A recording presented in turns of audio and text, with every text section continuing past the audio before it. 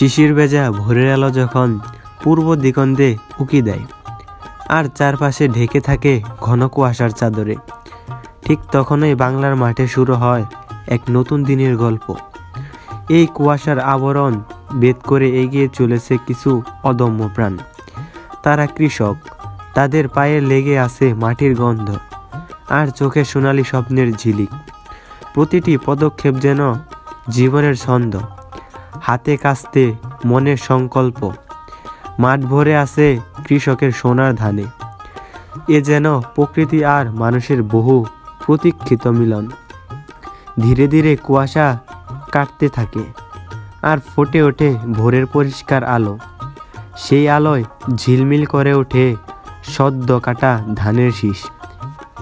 দিনের প্রথম ভাগে প্রকৃতির নিস্তব্ধতার মাঝে এই মানুষগুলোই রচনা করেন জীবনের জয়গান।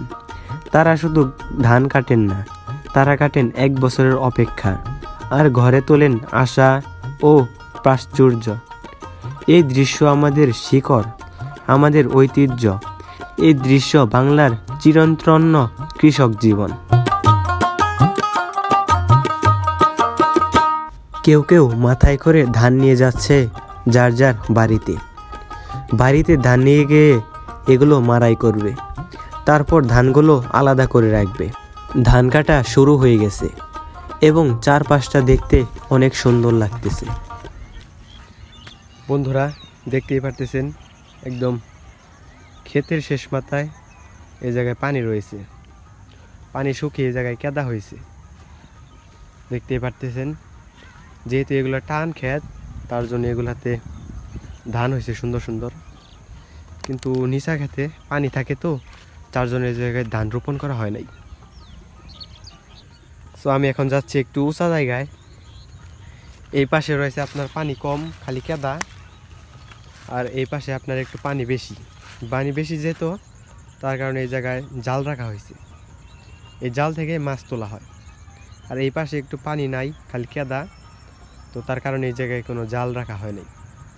দেখতেই পারতেছেন এই জায়গাতে কতটা সুন্দর লাগতেছে চারপাশের ভিউটা। পানি একেবারে শুকিয়ে যাচ্ছে এবং জালগুলো তুলে রাখবে এখন। আর সামনেই দেখতে পারতেছেন একটি চিতাখোলা। ওই চিতাখোলায় হিন্দু মানুষগণদের পোড়ানো হতো, এখনো পোড়ানো হয়।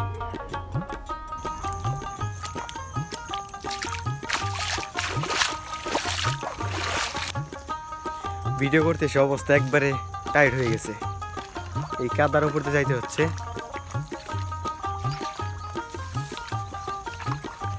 এই জায়গায় দেখেন কাঁকড়াগুলো খেয়ে কি করে রাখছে শিয়ালে।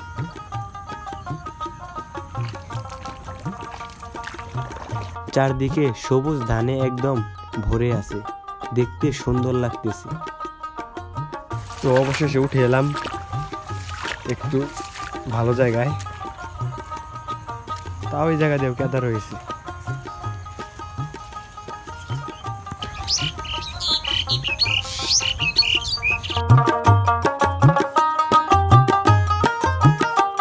কেহ তাদের পালন করা গরু ছাগলদের জন্য এভাবে ঘাস কেটে নিয়ে যাচ্ছে। পোলাইপান কত সুন্দর করে শাক তুলতেছে। এভাবে শাক তোলার মজাটা এক অন্যরকম।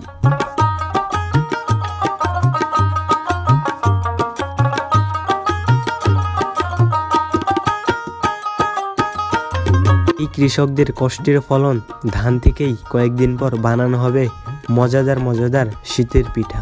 তো সেগুলো দেখার জন্য আমার চ্যানেলটি সাবস্ক্রাইব করে পাশেই থাকবেন।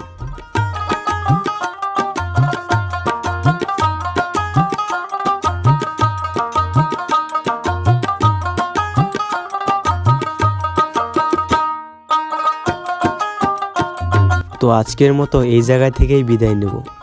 আশা করি আপনাদের পুরো ভিডিওটি ভালো লেগেছে। যদি ভালো লেগে থাকে তাহলে অবশ্যই একটি লাইক করে আমার চ্যানেলটি সাবস্ক্রাইব করে দিবেন আর একটি কমেন্ট করে জানাবেন। তো আজকের মতো এই পর্যন্তই। সবাই ভালো থাকবেন। আল্লাহ হাফেজ।